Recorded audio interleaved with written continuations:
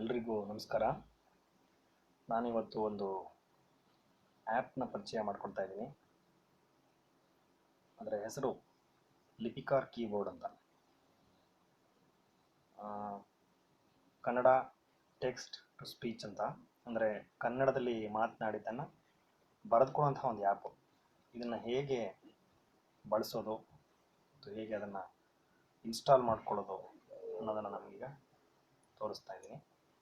ನಿಮ್ಮ ಮೊಬೈಲ್ನ ಪ್ಲೇಸ್ಟೋರ್ಗೆ ಹೋಗಿ ಅಲ್ಲಿ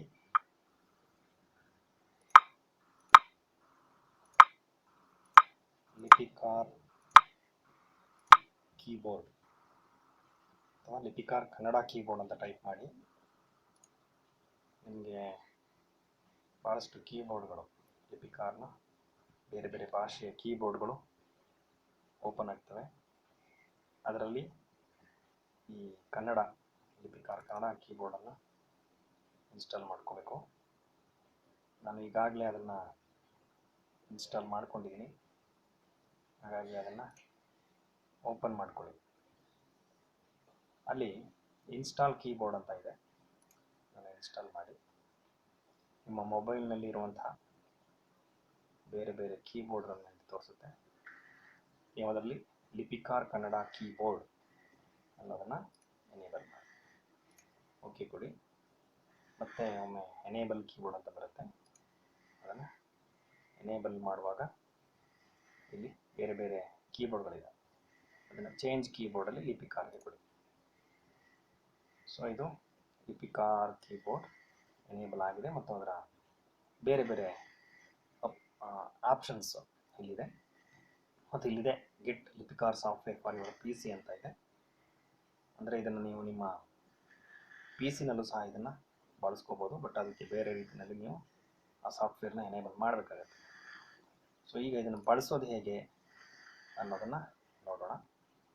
ಈಗ ವಾಟ್ಸಪ್ಪನ್ನು ಓಪನ್ ಮಾಡಿ ಒಂದು ಮೆಸೇಜನ್ನು ಬರಲಿಕ್ಕೆ ಟ್ರೈ ಮಾಡೋಣ. ಈಗ ಇಲ್ಲಿ ಓಪನ್ ಮಾಡಿ, ಇದು ಲಿಪಿಕಾರ್ ಕೀಬೋರ್ಡ್. ಇದರಲ್ಲಿ ಇಂಗ್ಲೀಷ್ ಮತ್ತು ಕನ್ನಡ ಎರಡೂ ಇದೆ. ಇದು ಇಂಗ್ಲೀಷ್ ಬರಲಿಕ್ಕೆ, ಇದು ಕನ್ನಡ. ಕನ್ನಡ ಅಂದರೆ ನೀವು ಅದನ್ನ ಇಂಗ್ಲೀಷ್ನಲ್ಲಿ ಟೈಪ್ ಮಾಡಿದ್ರೆ ಅದು ಕನ್ನಡದಲ್ಲಿ ಬರುತ್ತೆ, ನೀವು ಅದನ್ನು ಗಮನಿಸ್ಬೋದು, ಹೌದಲ್ಲ. ಸೊ ಇದು ಟೈಪ್ ಮಾಡಲಿಕ್ಕೆ ಇದು. ಇನ್ನು ಇಲ್ಲಿ ಮೈಕ್ನ ಐಕಾನ್ ಇದೆ. ನೀವು ಕನ್ನಡ ಎನೇಬಲ್ ಮಾಡಿದ್ಮೇಲೆ ಆ ಮೈಕನ್ನು ಆನ್ ಮಾಡ್ಕೊಳ್ಳಿ, ಅದು ನಿಮ್ಮ ಮಾತನ್ನು ಕೇಳಿಸ್ಕೊಳುತ್ತೆ. 14 ಸೆಕೆಂಡ್ ಕೇಳಿಸ್ಕೊಳುತ್ತೆ, ಅಷ್ಟು ಮಾತಾಡಿ. ಅದನ್ನು ಟೈಪ್ ಮಾಡಾದ್ಮೇಲೆ ಮತ್ತೆ ನೀವು ಕಂಟಿನ್ಯೂ ಮಾಡ್ಬೋದು. ಸೊ ಈಗ ಅದನ್ನು ಪ್ರೆಸ್ ಮಾಡೋಣ. ಲಿಪಿಕಾರ್ ಕೀಬೋರ್ಡ್ನಲ್ಲಿ ಮಾತನಾಡುವಾಗ ಸ್ವಲ್ಪ ನಿಧಾನವಾಗಿ ಮತ್ತು ಸ್ಪಷ್ಟವಾಗಿ ಮಾತಾಡಿ. ಅದು 14 ಸೆಕೆಂಡ್ ಕೇಳಿಸ್ಕೊಳುತ್ತೆ, ಅಲ್ಲಿಗೆ ನಿಲ್ಲಿಸಿ.